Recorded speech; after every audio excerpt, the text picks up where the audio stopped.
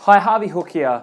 Why is it that it is okay for us to feel good, but it is never okay for us to feel great? Why is it that every day we get up and we make ourselves breakfast, we do everything that we want to do, but we never do the things that will actually really truly matter to us? That we stop ourselves and say to ourselves that, you know what, maybe I'll do it tomorrow, maybe I won't do it now, maybe, you know what, it's not for me.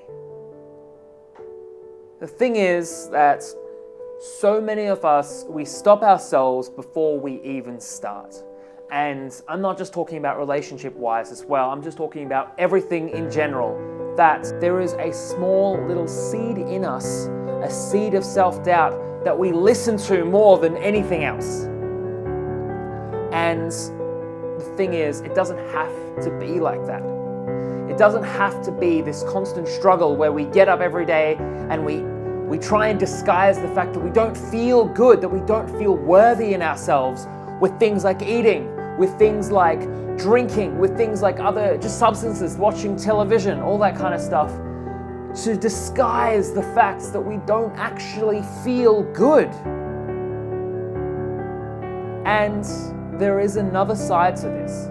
Another side where you wake up in the morning and you feel amazing, where you wake up in the morning and just you know that whatever you do, whatever you want, you have the power to achieve. And with this, it's so interesting because I meet so many people and I coach so many people that this is the underlying issue, that the reason why they haven't found a partner, the reason why they actually haven't found someone to be with is not because they just can't find the right person. It is because that they listen to that self-doubt, that when that person comes along, they don't go and see that person. They say, no, it's not for me.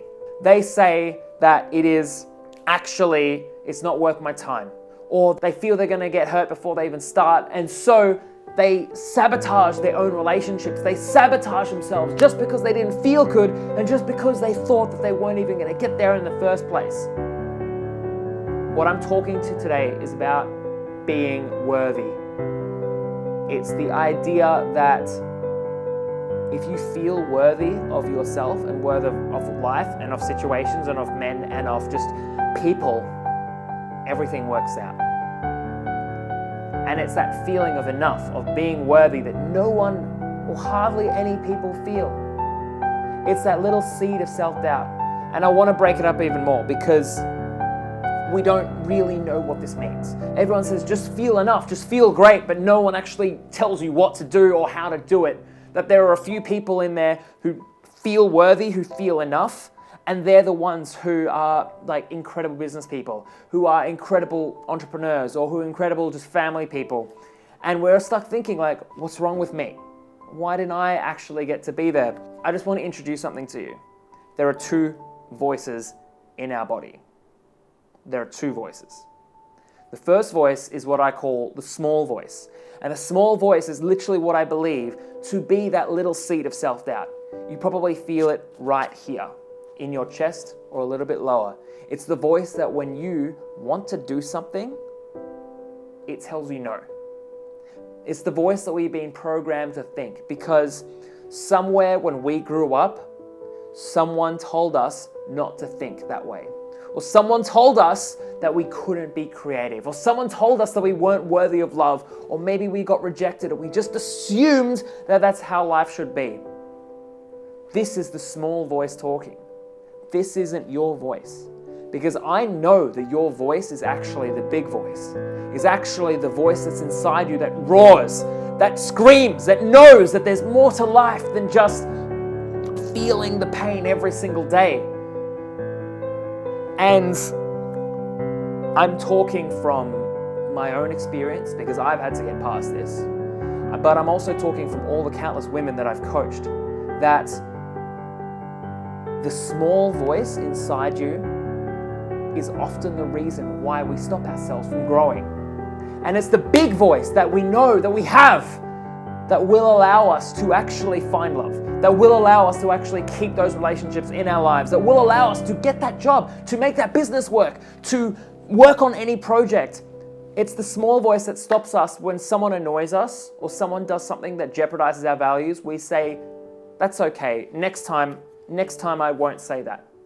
The big voice is the voice that actually will stand up for yourself and will say, hey, this is me. I am proud. I have values. And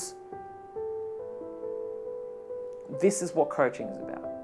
Because it is about discovering that big voice that you do have inside you.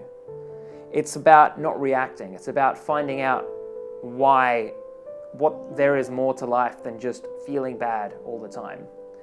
And I'm not here to tell you how to live your life, because in all honesty, I'm acting as your friend and as your coach. I'm not here to say you've been doing it wrong this entire time. I'm just here to help you find your big voice and to help you know that with a little bit of help, you will control your dating life and you will control yourself, and you'll know that next time you see that person that you think is really cute, that you won't listen to your small voice and that you won't stop yourself from finding all of this potential. That every day that there's so much potential that goes in our lives and we just miss it because we're listening to the wrong voice in our head. So I want to ask you this. Do you want to be someone who gets up every day knowing that there is potential, who sees an opportunity like potential love or potential just to someone that you might want to speak to or know on a personal level and takes it?